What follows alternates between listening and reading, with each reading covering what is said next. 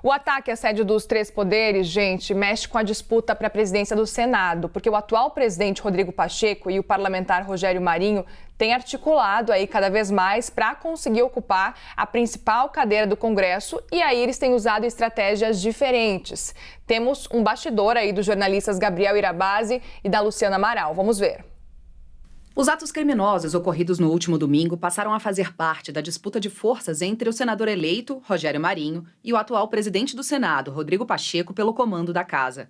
O ex-ministro do Desenvolvimento Regional de Jair Bolsonaro, Rogério Marinho, tem intensificado visitas a colegas e apostado em senadores insatisfeitos com o posicionamento de Pacheco ao longo dos últimos anos, diante dos chamados ataques do Judiciário às prerrogativas do Senado.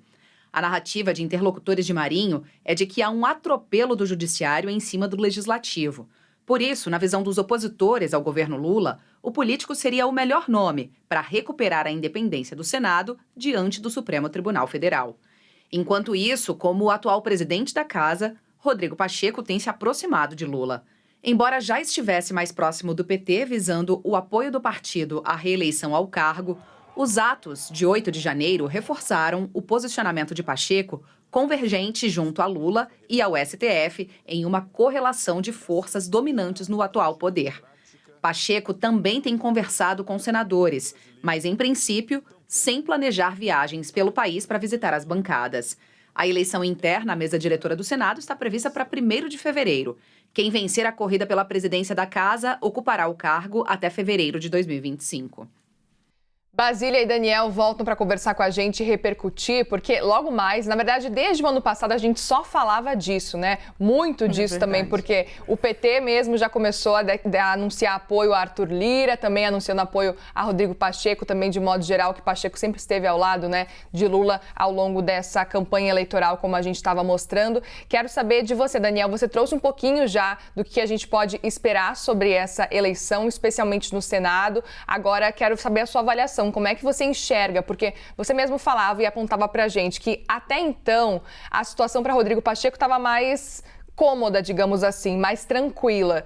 Mas agora a gente tem um postulante aí que está chegando, ele que é novo no Senado, mas que também é muito conhecido já entre os políticos e que pode ser, digamos assim, pode mostrar um cenário difícil, digamos assim, para Rodrigo Pacheco nessa eleição. Qual que é a sua avaliação? Como que você enxerga, de modo geral, isso para Rodrigo Pacheco?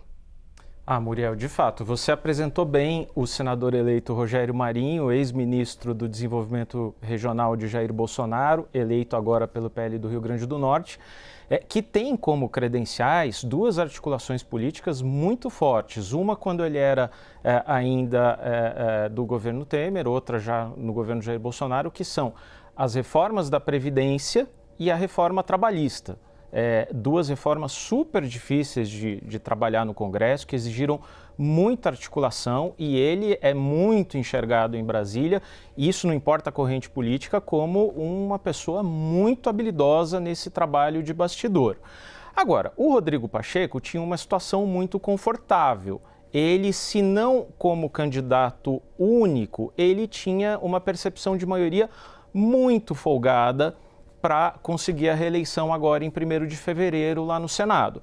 O Rogério Marinho se apresentava mais como um neófito no Senado, como uma pessoa que teria muita dificuldade com Jair Bolsonaro fora do poder e com o PT agora no Palácio do Planalto, simpatizando muito com a reeleição do Rodrigo Pacheco. E aí você começou a ter alguns sinais trocados. Como eu havia dito anteriormente, um primeiro sinal de atenção ali foi no finalzinho do ano, quando o Senado teve que votar a proposta de reajuste dos salários de ministros do Supremo. Isso é mais ou menos aqui em Brasília como indicação de embaixador, de diretor de agência reguladora. Quando não é por unanimidade, é quase por unanimidade. Então você tem ali 2, 3, 4, 5 votos contrários para marcar uma posição, mas é tudo com uma maioria muito folgada. O que aconteceu no final do ano não foi isso. Houve 18 votos contrários ao reajuste e não por uma preocupação, que seria muito legítima, por exemplo, com relação às finanças públicas, com o gasto fiscal dessa medida. Ali foi um claro sinal de insatisfação com o Rodrigo Pacheco e já eram 18 de 81 senadores.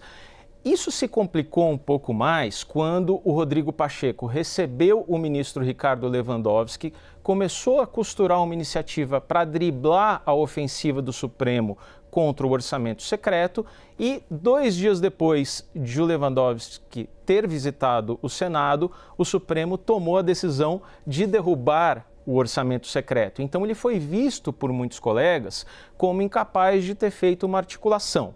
Agora, no Senado, o orçamento secreto pesa menos do que na Câmara. A reeleição, no caso do deputado Arthur Lira, tenderia a ser mais afetada pela mudança no orçamento secreto do que a do Rodrigo Pacheco. Rodrigo Pacheco continua favorito, ele tem muito mais possibilidades do que Rogério Marinho de alcançar os 41 votos necessários para se reeleger, mas o que parecia ser uma eleição muito tranquila e já dada como certa, talvez não seja. A centro-esquerda certamente vai com o Rodrigo Pacheco. O PT, o MDB, o próprio PSD do senador Rodrigo Pacheco, mas alguns partidos mais ligados ao bolsonarismo e à oposição, o PL, o PP, talvez o Podemos e União Brasil, podem ali fazer coro e pelo menos exigir do Rodrigo Pacheco mais trabalho. Vou aproveitar que o Daniel chegou a mencionar um pouco o Arthur Lira. A gente está percebendo, então, que pode ser que o Rodrigo Pacheco tenha perdido um pouco desse cenário estável no Senado, mas, por outro lado, a gente tem Arthur Lira, que continua tranquilo, pelo menos apesar dos atos golpistas que a gente viu no último domingo, a situação de Arthur Lira tá ok por enquanto, isso aí há quase 3 semanas das eleições. Basília, qual que é a sua avaliação? As características da negociação do Lira para ser reafirmado presidente da Câmara e Pacheco ser reafirmado presidente do Senado são diferentes. Então, eu vejo muito mais pessoal, muito mais personificada no Lira a concentração das articulações para ele ser novamente presidente da Câmara.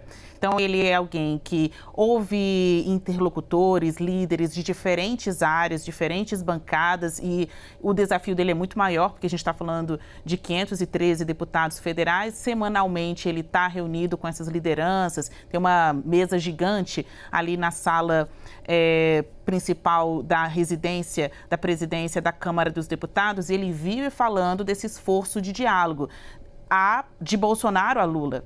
Então, foi alguém que esteve durante a campanha com camiseta de Bolsonaro, mas, dado o resultado das eleições, já estava ao telefone falando com Lula. Então, é alguém que se movimenta até pela experiência política, né, de uma maneira mais fluida do que o próprio Pacheco, que vem da área do direito, ele que era um advogado, entrou na política. Então, ele é uma pessoa que tem a sua estratégia também, mas tem mais reservas do que o próprio Lira, que conversa com todo mundo. Então, essas características também me fazem crer que Lira tem uma reeleição mais garantida, né? Já fez mais acordos, costuras do que o próprio Pacheco para vir a ser novo presidente da Câmara e o Pacheco lá no Senado. Mas, bom, como bem colocou o meu amigo Daniel, já estava tudo certo, né? Jogo jogado, a gente já sabia quem iriam ser os próximos presidentes das casas, um repeteco de Lira Pacheco no Congresso, porque era bom para o governo e era bom para os partidos. Só que com o que aconteceu no domingo agora, algumas peças, né, essas placas tectônicas, como eles costumam dizer, se mexeram aqui. Veja, quem era governador reeleito está afastado. Ministro da Justiça, que tinha perdido emprego porque o governo acabou, mas conseguido uma nova recolocação como secretário de Segurança Pública, está prestes a ser preso. O Poder Legislativo não iria passar incólume dessa. Então, agora, os críticos, os opositores, tanto Lira quanto Pacheco, mas Lira estava mais fechado, questionando por que não vir com uma outra candidatura, fazer uma outra avaliação de cenário. Mas, assim como o Daniel disse, eu também acho que é pouca ameaça ainda para a construção da candidatura de Rodrigo Pacheco no Senado Federal. Ainda mais porque lá, uma das características dessa construção de reeleição de Pacheco não é só o aspecto pessoal, mas partidário. Lá no Senado Federal, interessa partidos como o PSD de Pacheco, o MDB de Renan Calheiros, que agora tem criticado muito o Ibanez Rocha, e também a União Brasil, ainda interessa a reeleição de Pacheco. Se Rogério Marinho, que é o opositor de Pacheco, der uma cartada diferente, mostrar que ele conseguirá atender mais aos interesses do Senado do que o Pacheco, aí veremos. Também tem que ver qual o perfil de senador, de presidente do Senado, os senadores querem para a próxima legislatura. Alguém que se opõe mais duramente ao judiciário, podendo passar o pano para eventuais erros dos senadores, e aí eu estou falando de Rogério Marinho, ou alguém que é um anti-bolsonarismo, e aí eu estou falando de Rodrigo Pacheco. A escolha do Senado Federal também terá este marco, né? Ponto crucial. Quem eles querem no comando do Senado na próxima legislatura? Alguém que lembre bolsonarismo ou alguém que olhe para frente?